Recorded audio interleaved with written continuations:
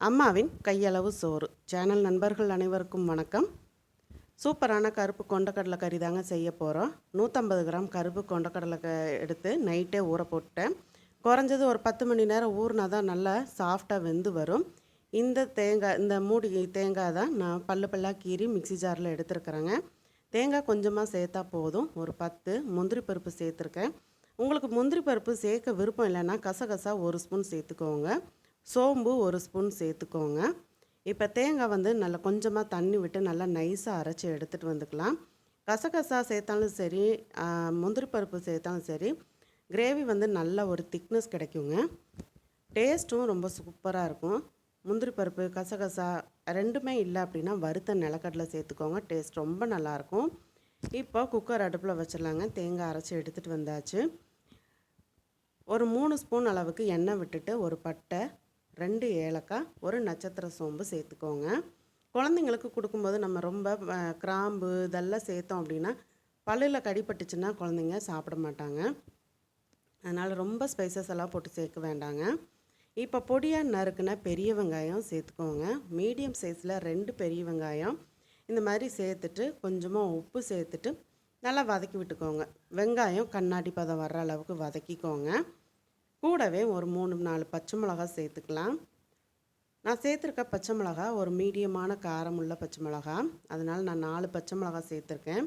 Medium size தக்காளி 1 சேர்த்துக்கோங்க. தக்காளி கொஞ்சம் நல்லா பழுத்ததாக இருந்ததுன்னா இன்னும் பெட்டராக இருக்குங்க. நல்லா மசிஞ்சு வெந்து வந்துடும் சீக்கிரம். தக்காளியும் வெங்காயமும் வதங்கிடுச்சு. இப்போது இஞ்சி பூண்டு பேஸ்ட்டு சேர்த்துக்கலாம். 1.5 ஸ்பூன் அளவு இஞ்சி பூண்டு பேஸ்ட்டு சேர்த்துக்கோங்க. நான் எப்போவுமே வீட்டில் 100 கிராம் இஞ்சி 100 கிராம் பூண்டு சேர்த்து மிக்சி ஜாரில் அரைச்சி வச்சுப்பேங்க. தண்ணி விட்டு தான் அரைப்பேன். எண்ணெயெல்லாம் எதுவுமே சேர்க்க மாட்டேன். இஞ்சி பூண்டு பேஸ்ட்டோட அந்த ஸ்மெல் போனதுக்கப்புறம் நம்ம ஊற வச்ச கடலையை சேர்த்துக்கோங்க. தண்ணியை வடிச்சிட்டு நம்ம சேர்த்துக்கலாம்.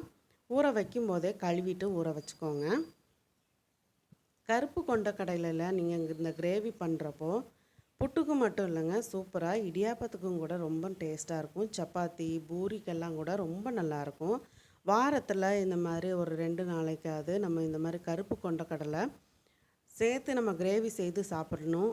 அல்லது சுண்டல் செஞ்சாது குழந்தைங்களுக்கும் கொடுத்து நம்மளும் சாப்பிடணும்.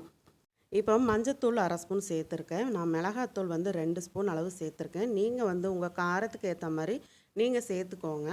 மல்லித்தூள் 2 ஸ்பூன் அளவு சேர்த்துருக்குறேங்க.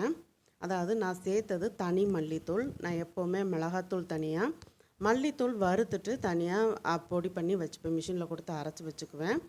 ஹோம்மேட் கரம் மசாலா சேர்த்துக்கலாம். 1 ஸ்பூன் அளவு சேர்த்துக்கோங்க. நான் ஏற்கனவே இந்த கரம் மசாலா எப்படி செய்கிறதுன்னு சொல்லி வீடியோ போட்டிருக்கேன். பார்க்காதவங்க செக் பண்ணி பார்த்துக்கோங்க. இதில் இந்த சிக்கன் குழம்பு மசாலாத்தூள் ஒரு 1.5 ஸ்பூன் சேர்த்துக்கோங்க. கிரேவி எப்படி இருக்குன்னா நல்ல ஒரு கறி குழம்பு டேஸ்ட்டில் சூப்பராக இருக்குங்க. சிக்கன் குழம்பு மசாலா தூள் சேர்த்துட்டு நல்லா இந்த மாதிரி எண்ணெயிலேயே கடலையை பரட்டி விடுங்க. நம்ம மசாலாலாம் சேர்க்கும் போது லோ ஃப்ளேமில் வச்சுட்டு இந்த மாதிரி பரட்டி விட்டுக்கலாம். ஒரு 2 நிமிஷம் இந்த மாதிரி பரட்டி விட்டதுக்கப்புறம் நல்ல தாராளமாகவே கொஞ்சம் மல்லித்தலையை சேர்த்துக்கலாம். சேர்த்துட்டு அரைச்சி வச்ச தேங்காய் சேர்த்துக்கோங்க. சேர்த்துட்டு மிக்சி ஜாரில் நல்லா ஒரு 2 டம்ளர் அளவுக்கு, அதாவது ஒரு 1/4 லிட்டர் அளவுக்கு தண்ணி சேர்த்து அலசி நம்ம கடலையில் சேர்த்துக்கலாம். நம்ம தனியாக கடலை வேக வைக்கணும்னு இல்லை. நல்லா 10 மணி நேரம் நல்லா ஊற வச்சுருக்கிறதுனால நம்ம மசாலாலாம் சேர்த்து வேகும்போது நல்லா சாஃப்டாக வெந்து வந்துடும்.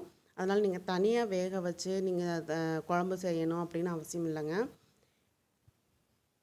மிக்சி ஜாரில் அலசி தண்ணி சேர்த்தாச்சு.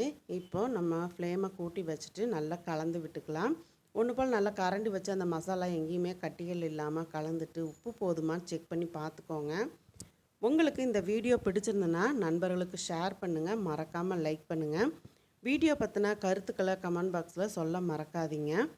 தொடர்ந்து அம்மாவின் கையளவு சோறு சேனலை சப்ஸ்கிரைப் பண்ணுங்கள். சப்ஸ்கிரைப் பண்ணும்போது ஆளுங்கிற பெல் பட்டனோட சப்ஸ்கிரைப் பண்ணிக்கோங்க.